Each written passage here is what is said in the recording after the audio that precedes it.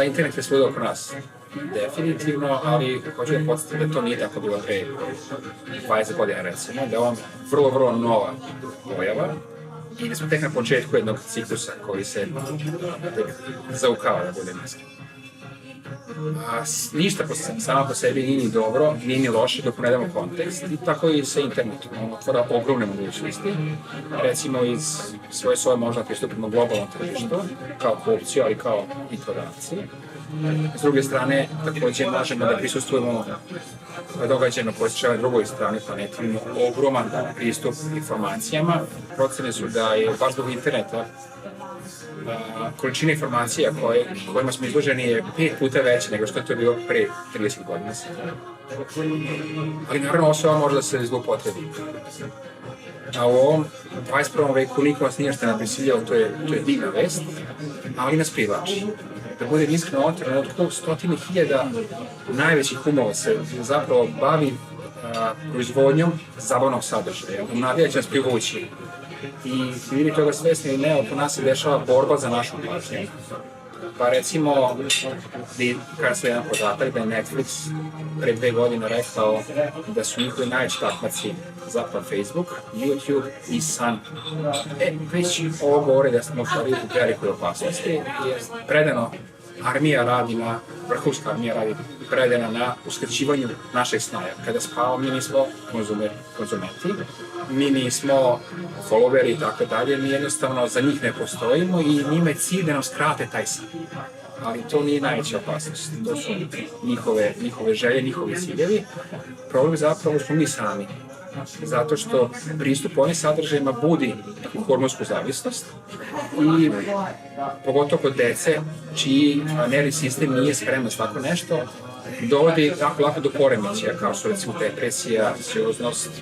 S druge strane, nemogućnost da se odupremo odlasku na recimo taj Facebook, neke društvene mreže ili recimo padanje u loše osjećanje zbog toga što nemamo dovoljno lajkova i samo 358 lajkova i tako dalje. Međutim, ja mislim da je najveća opasnost to što mi na taj način učimo o svetu koji nije realan. Mi zapravo skratamo virtualna prijateljstva sa nekim ljudima koje nikad nećemo ni upoznati zapravo i na taj način formiramo svoje ličnosti. Posledica tako nečega jeste naša, da kažemo, socijalna inteligencija koja je u padu. Pritom, naravno, mislim na nove naraštaje pre svega. Takođe, emocionalna inteligencija koju sam pomenuo, a postoje neke istraživanja koje pokazuju da su neki segmenti naše inteligencija zapravo razvijaju tako. Da pomenem Minecraft, igricu jednu koja se dešava u nekom virtualnom prostoru, dokazano razvija prostornu inteligenciju.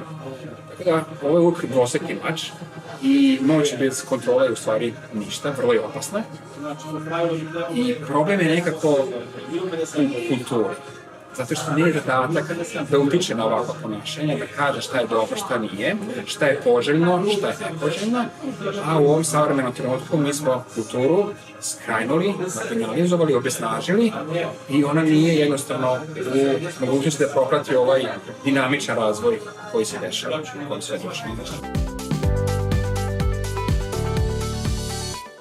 Da budem iskren, roditelji prave štetu toj deci iz najbolje namere ili svoje sebičnosti. Zašto kažem sebičnosti? Zato što je lako da te deci dodati telefon ili tablet, da ne priječu pažnju na sebe, dok pripremamo, obrok ili dok gledamo televiziju i tako dalje.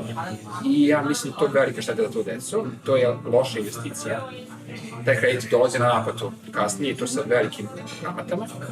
S druge strane, mislim da obrazovanje treba da odigra značajnu ulogu, jer ono mora da bude redefinisano. Kako stvari stoje, obrazovanje sa svojom misijom da stvara konkretne profesije stoji pred nemogućom misijom.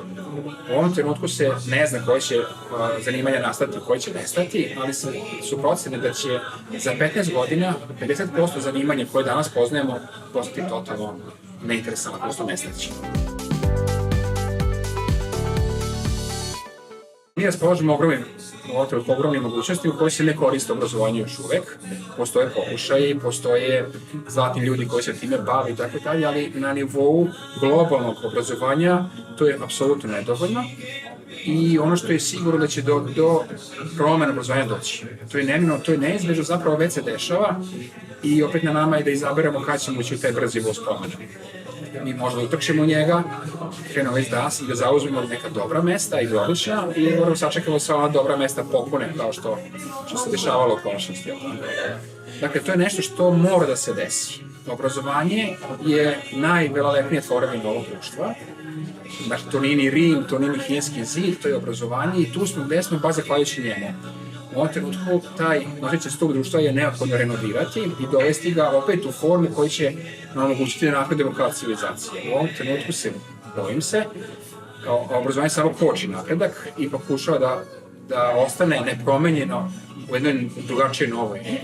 Sada se vratim na ovu priču sa internetom. Ako postavimo deci zadatke i damo im mogućnost da koriste internet, da ih rešavaju, oni će sad vidjeti da to možda bude izuzetno moćno oruđe u tako nečem.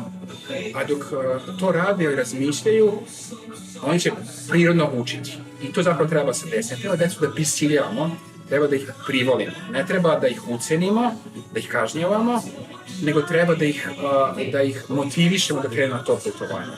I on se naravno otvaraju nove mogućnosti kao što je recimo ne da ponavljaju rešenja od ranije, nego da dolaze do novih rešenja. Ne jednog, nego više. Da ne rade sami u miru svoje sobe, čitaonice i tako dalje, nego da rade sa prijateljima, da sarađuju s njima, da kažem, uživo ili preko interneta, totalno nebitno, i da se na taj način razvijaju. I da onda steknu naviku da internet koriste u korisne svrhe. I da budu svesni kvazi izbora, koji trenutno postoji. Kvazi izbor znači da ćeš da učiš, što ti je dosadno, i ćeš da se baviš zabavnim lakim aktivnostima. To je nešto što ne treba da postoji. Učenje treba bude lako i zabavno i ljudi tada mogu da uđu bez otpora i bez predrasuda u tako nešto i zapravo da razvijaju dalje na razvoju svojih urođenih potencijala.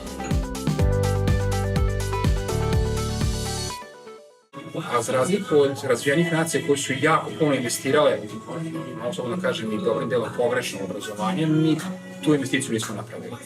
I ako naučimo njihovim greškama, mi bi mogli mnogo brže doći do rezultata. I opet, naše društvo, tako ako jeste, ima šansu, jer trenutno je nova podjela karata u toku i zauzimanje novih pozicija. Dakle, od nas opet zavisi gde ćemo biti u novom svetu koji se formira. A formira se tako da nije pod kontrolom velesila, zato što je internet postao globalno pristupačan i zapravo to je dovelo do poremećaja odnosa snaga.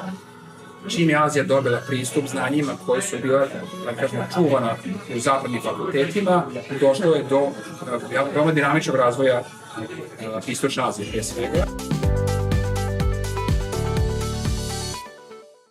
Naša deca su nesporno inteligentna, baš kao i svi ostali. Pamet je više stvar roditelja i društva. Ono što znam, ako je neko kritičko iskustvo, putujem dosta po svetu, družim se sa članovima mese na različitim kontinentima, jeste da smo vrlo sposobni, jer nas se život natera da budemo vrlo sposobni. Nažalost, ili na sreću, mi ne živimo u uređenom sistemu koji nam mnogo stvari olakšava, mi se borimo sa problemima na svakom nivou, po tom pitanju smo u prednosti.